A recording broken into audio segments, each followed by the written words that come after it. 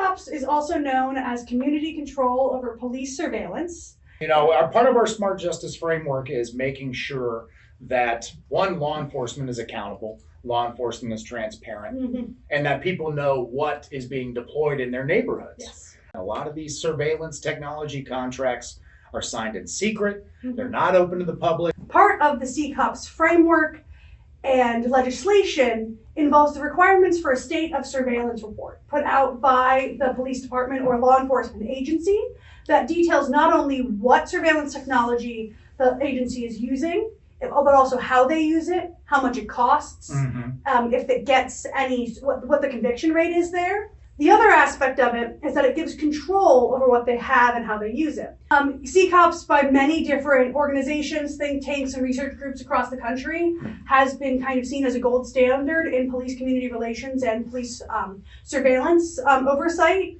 It actually has been passed in over 20 cities around the country, including here in Ohio, in Dayton, Ohio, and in Yellow Springs. Hi everybody, Colin here again with the ACLU of Ohio for our next segment of our Court of Public Opinion video series. Our last segment, we talked about flock and other automatic license plate readers. If you haven't watched that video, make sure to like and subscribe so you can always be notified for when a new video drops. Today, we're here with advocacy strategist Riley Taylor to talk about CCOPS and other forms of ways communities can ensure surveillance is not being used to target them. So, welcome, Riley. Thank you. First things first, what is CCOPS? So CCOPS is also known as community control over police surveillance, and it is a framework and kind of a way of looking at police surveillance and privacy that gives community input, oversight, and notification over the surveillance technology that our police have. Okay. So that sounds pretty good.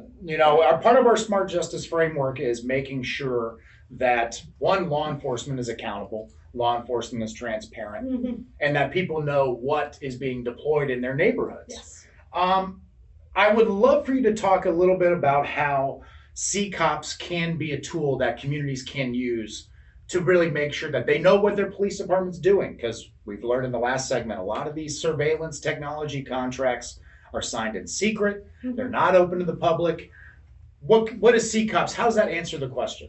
So it's twofold. The first part is the transparency part, which is super important. Part of the CCOPS framework and legislation involves the requirements for a state of surveillance report put out by the police department or law enforcement agency that details not only what surveillance technology the agency is using, but also how they use it, how much it costs, if it gets what the conviction rate is there. The other aspect of it is that it gives control over what they have and how they use it. So part of this framework requires that law enforcement agencies, through usually a mechanism of elected officials, usually your city council or your city commission, especially if you're working with a city police department, requires that they approve every surveillance technology used by the law enforcement agency. And it requires that there be public notification and public comment periods available. And because, unlike our law enforcement agencies, our city councils are accountable to elections and to their electorate, it gives a mechanism to rescind approval by removing those elected officials out of office and re-going through that approval process or the disapproval process. And it has to be done with existing technologies when this ordinance is passed and any new use or expansion of those technologies. Do you have any data or any information about how surveillance technology has been accused of being discriminatory against, groups of people? So actually, it goes back all the way to the very first instances of surveillance style laws in this country.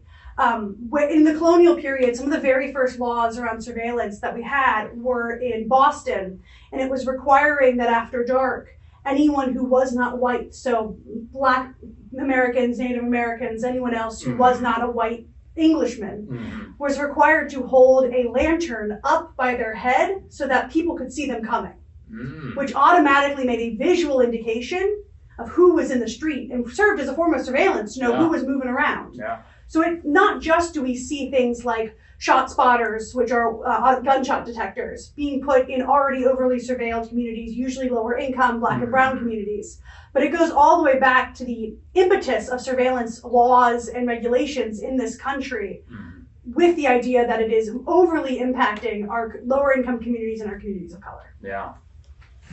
Well, and that's another key piece too, is that these technologies are often sold as like, you know, the silver bullet that's going to like make us like have a crime-free, you know, community where everybody's going to be feeling safe and there's going to be no crime and everybody's going to have, you know, just the most pleasant experience possible.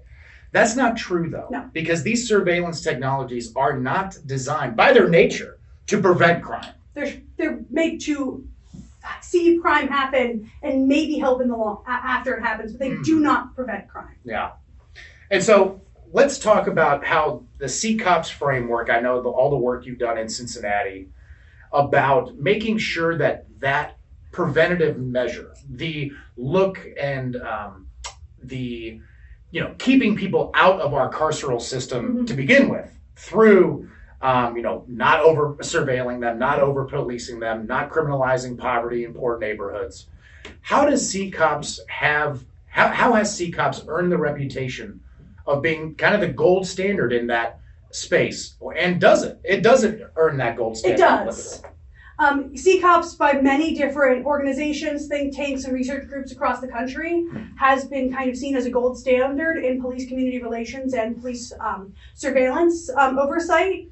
It actually has been passed in over 20 cities around the country, including here in Ohio, in Dayton, Ohio, and in Yellow Springs. Oh, wow. So it's not just something we find in those big cities of San Diego, Boston, but also right here, both in the Midwest and places like Detroit and St. Louis, as well as here in Ohio and Dayton and Yellow Springs.